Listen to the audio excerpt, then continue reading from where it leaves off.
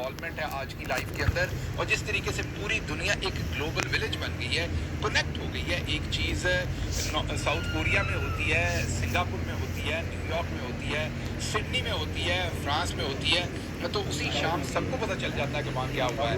अगर French police एक नौजवान को बगैर किसी कसूर के सिर्फ इसलिए कि गाड़ी रोकी, छोटे बच्चे ने उसने नहीं रोकी, तो उसको गोलियां मार के मार देती है, उस पर मुजाहरे शुरू होते हैं, तो चंद घंटों में पूरी दुनिया को ये शऊर मिल जाता है कि ये सब कुछ क्या हुआ है।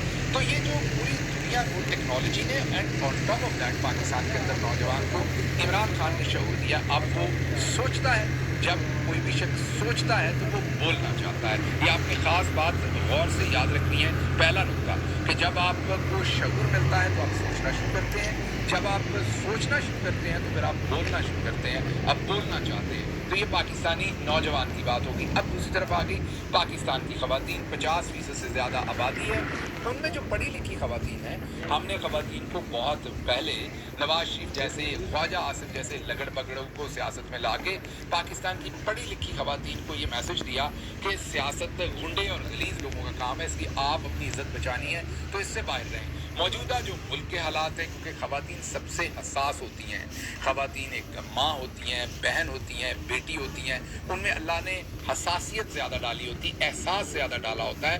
तकलीफ़ महसूस करने की जो सलाहियत है वो मर्दों की निस्बत मेरे ज़ाती तजिए में उनके अंदर अल्लाह की ज़ात ने ज़्यादा डाली होती।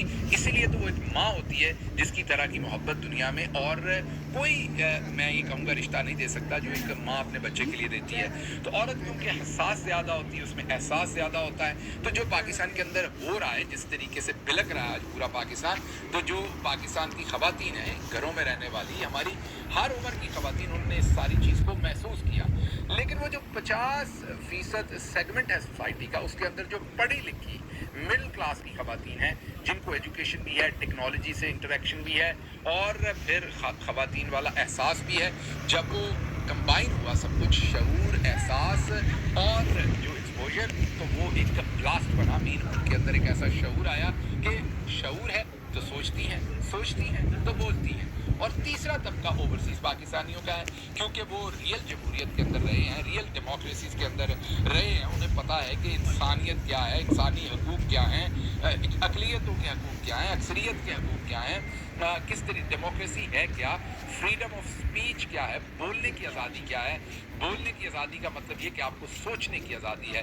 सोचने की आज़ादी का मतलब ये है कि आप किसी भी चीज़ के अंदर अपने आप को रेलेवेंट महसूस करते हैं, अपनी अहमियत महसूस करते हैं, तभी तो सोचेंगे और फिर बोलेंगे। तो उन्होंने क्योंकि सारी ज़िंदगी प्रैक्टिस की है, ज़्यादातर ओवरसीज़ पाकिस्तानियों ने रियल डेमोक्रेसीज़ के अंदर, तो वो बोलना चाहते हैं, सोचना चाहते हैं। तो अब मैं वापस आता हूँ पहले पॉइंट पे जो मैंने यूथ के लिए कहा था कि जब शऊर मिलता है तो आप सोचते हैं तो आप बोलते हैं।